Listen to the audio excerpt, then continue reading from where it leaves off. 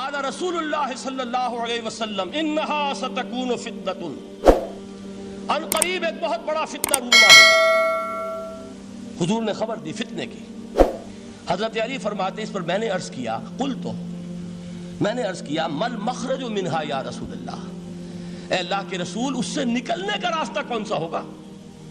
دیکھیے یہ لکھا ہوا ایگزٹ، نکلنے کا راستہ۔ اور عام طور پر آپ نے دیکھا ہوگا بڑے ہالز میں یہ سرخ روشنی ہوتی ہے، اس میں اس کا اہتمام کیا جاتا ہے کہ اگر خدا نہ خواستہ کوئی حادثہ ہو جائے لوگوں کو معلوم ہو نکلنے کا راستہ کون سا، یہ مخرج ہے۔ حضور نے خبر دی کہ فتنہ ہوگا۔ تو دیکھیے میں ایک بات عرض کیا کرتا ہوں، ذرا توجہ کیجئے۔ ہمارا حال کیا ہے؟ ہم بڑے ریشنلسٹ قسم کے لوگ ہیں، یہ زمانہ ریشنلزم کا ہے۔ اگر ہم ہوتے تو کیا پوچھتے؟ وہ فتنہ کیا ہوگا، کیوں ہوگا، کہاں سے آئے گا؟ ہمارے سوال یہ ہوتے، کب آئے گا، کیوں، کہاں، کب، کیسے۔ ان سب کی حیثیت علمی سوالات کی ہے۔ بھائی کب آئے گا ایک علم ہے، کیسے آئے گا علم ہے، کہاں سے آئے گا علم ہے، لیکن اصل جو عملی اعتبار سے اہمیت والی شے ہے، بچاؤ کا راستہ کون سا ہوگا محمد الرسول اللہ، یہ بتائیے ہم۔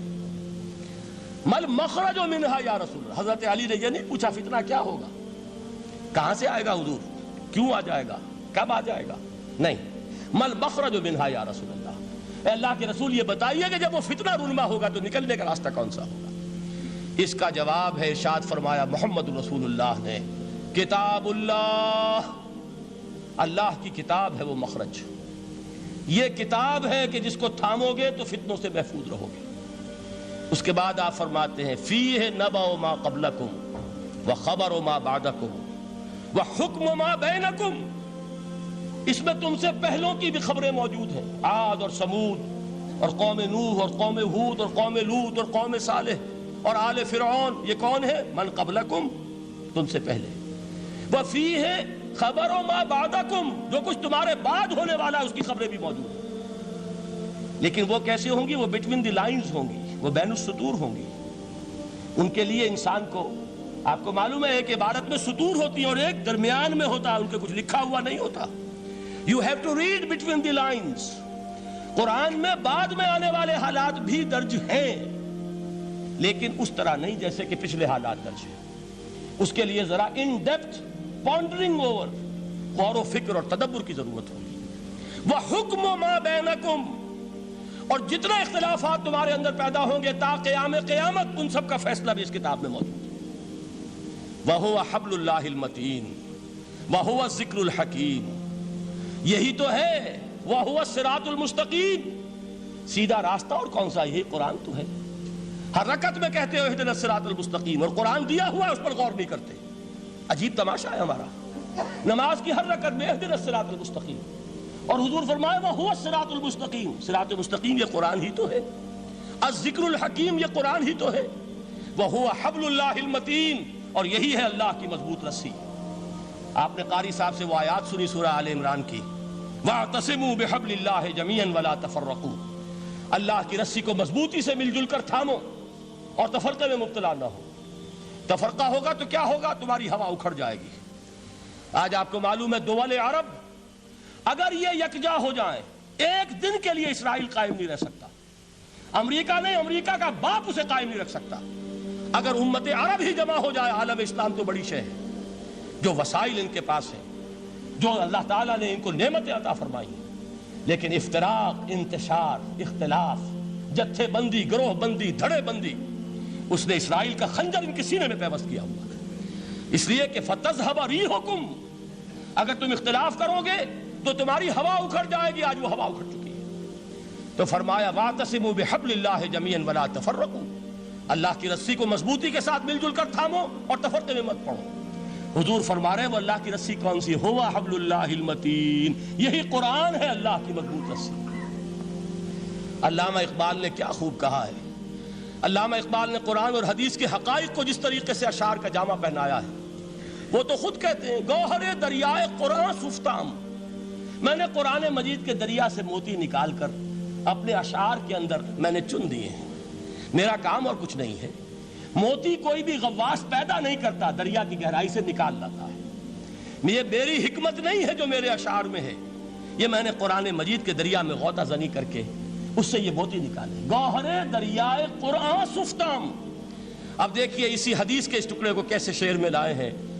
از یک آئینی مسلمان زندہ است، پیکرے ملت سے قرآن زندہ ہست۔ مسلمان کی زندگی تو ایک آئین کے بدولت ہے، یہ آئین قرآن، جو کہا تھا کبھی قائد اعظم مرحوم نے جب پوچھا گیا تھا کہ آپ کے پاکستان کا دستور کیا ہوگا، کیا فرمایا تھا یاد کیجئے کہ ہمیں کسی نئے دستور کی ضرورت نہیں، ہمارا دستور 1400 برس پہلے طے ہو چکا ہے۔ یہ ہماری بدقسمتی ہے جو کچھ کہا تھا قائد اعظم نے کہ God has given us a golden opportunity to prove our worth as architects of a new state, and let it not be said that we didn't prove equal to the task۔ میں معذرت کے ساتھ عرض کروں گا حضرت کہ واقعہ یہ ہے کہ ہم اس کے equal to the task ثابت نہیں ہوئے۔ قائد اعظم کا دیا ہوا پاکستان آج دنیا میں موجود نہیں ہے، اس کا ایک حصہ اپنے نام سے دستبردار ہو کر بنگلہ دیش بن چکا ہے، اس نے اپنی تاریخ کو خیر بات کہہ دیا ہے۔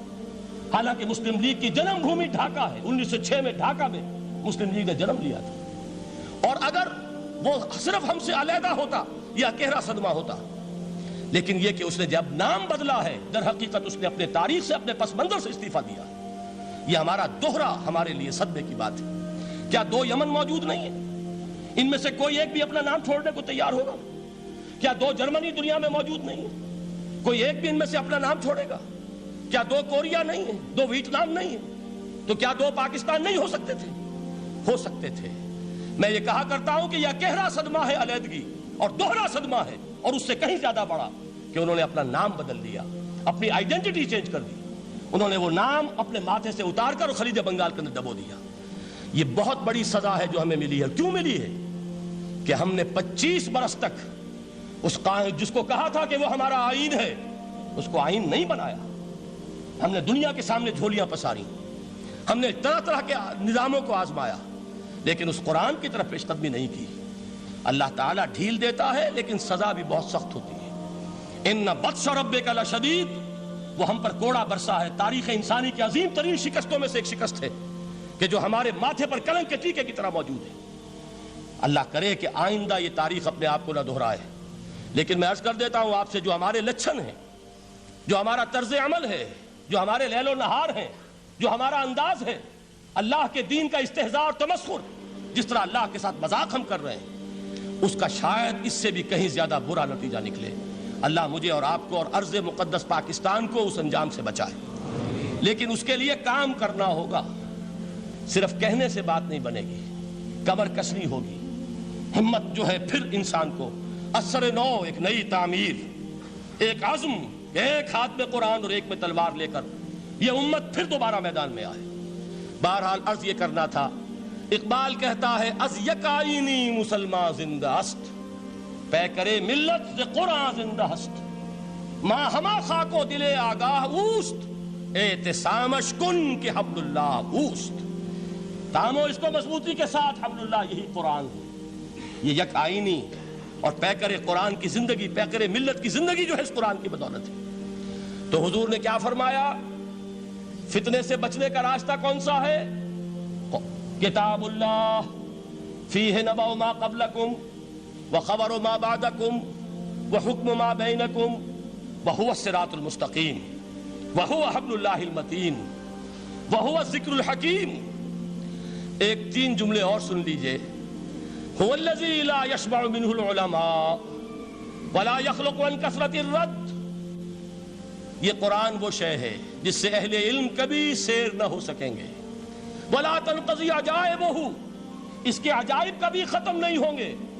یہ ہیروں کی وہ کان نہیں ہے کہ جو کبھی خالی ہو جائے کہ سارے ہیرے نکل چکے، اب مزید ہیرے نہیں ہیں، نہیں، علم اور حکمت کے ہیرے اور ہدایت اور حکمت کے موتی اس میں سے ابد الآباد تک نکلتے رہیں گے۔ ضرورت صرف کھودنے کی ہے، میں نے وہ لفظ استعمال کیا تھا۔ آج کا قرآن کھودنا ہوگا، آج کی ہدایت اس قرآن سے نکالنی ہوگی۔ قرآن جب نازل ہوا آن دی سرفیس، بالکل ظاہر وہ تھی اس کی ہدایت جو اس دور کے لیے ضروری تھی۔ ہمیشہ کی ہدایت اس کے اندر رکھ دی گئی ہے، اس میں مضمر ہے، اس میں چھپی ہوئی ہے، اس کے لیے تدبر کی ضرورت ہے۔ کتاب انزلناہ الیک مبارک لِيَدَّبَّرُوا آیَاتِهِ وَلِيَتَذَكَّرَ أُولُو الْأَلْبَابِ، لوگ تدبر کریں، اس کی گہرائیوں کے اندر غوطہ زنی کریں۔ لا تنقضی عجائبہ، اس کے عجائب کبھی ختم نہیں ہوں گے۔ ولا یشبع منہ العلماء، اہل علم کبھی اس سے سیر نہیں ہوں گے۔ آپ کو سخت بھوک لگی ہوتی ہے اور کھانا کھانے کے تھوڑی دیر کے بعد اب آپ کا ہاتھ رک جاتا ہے، سیر ہو گئے، بہترین کھانا ہے لیکن نہیں کھا سکتے۔ اگر عام حالات میں وہ آتا تو کبھی نہ چھوڑتے، لیکن اب وہ آپ کا میزبان کہہ رہا کچھ اور لیجیے، تناول فرمائیے ذرا، یہ بھائی نہیں میں اب بھر چکا، یہ آپ کہتے ہیں کہ نہیں؟ حضور فرمایا یہ قرآن وہ شے نہیں ہے جس سے اہل علم کبھی سیر ہو سکے، ان کی پیاس بڑھتی چلی جائے گی، ان کے اندر quest of knowledge, search for wisdom بڑھتی چلی جائے گی۔ کبھی بھی انسان یہ محسوس نہیں کرے گا کہ مجھے جو لینا تھا میں لے چکا، بلکہ یہ کہ جیسے جیسے قدم آگے بڑھیں گے تہذیب کے، تمدن کے، علم کے، اتنے ہی قرآن جو ہے وہ آگے بڑھتا چلا جائے گا ہر دور کی رہنمائی کے لیے۔ لا تنقضی عجائبہ ولا یخلق عن کثرت الرد، بار بار کے پڑھنے سے اس پر بوسیدگی طاری نہیں ہوگی۔ دنیا کی اور کتابیں ہیں، ایک دفعہ پڑھ لیں گے، دو دفعہ پڑھ لیں گے، تین دفعہ پڑھ لیں گے، چار دفعہ پڑھ لیں گے، پھر جی نہیں چاہے گا۔ لیکن یہ کتاب وہ ہے، امام شافعی کا میں واقعہ آپ کو سناتا ہوں۔ وہ یہ کہتے ہیں کہ ایک مرتبہ میرے ذہن میں یہ سوال آ گیا کہ اجماع کے لیے بھی قرآن مجید میں کوئی سند ہے، دلیل ہے؟ سب مانتے ہیں کہ اجماع جو ہے سورس ہے قرآن کے، اسلامی قانون کی، جس پر کہ امت کا اجماع ہو جائے۔ تو کہتے ہیں میں نے 300 مرتبہ قرآن پڑھا اول سے آخر تک، صرف اس دلیل کی تلاش میں۔ 300 مرتبہ مجھے نہیں ملی، 301ویں مرتبہ جب پڑھ رہا تھا مجھے روشنی مل گئی۔ وہ یبتغی غیر سبیل المومنین کے جو الفاظ آئے ہیں، نولہ ما تولی ونصلہ جہنم، جو کوئی شخص مسلمانوں کے راستے کو چھوڑ کر کوئی اور راستہ اختیار کرے گا ہم اسے اسی کے حوالے کر دیں گے اور جہنم میں پہنچا دیں گے۔ معلوم ہوا مسلمانوں کا جس پر اجماع ہو جائے اس کو بھی ایک سند حاصل ہے۔ یہ مسلمانوں کا مجمع علیہ ایک راستہ ہے، اس کو بھی ایک سند اور دلیل کی حیثیت حاصل ہے۔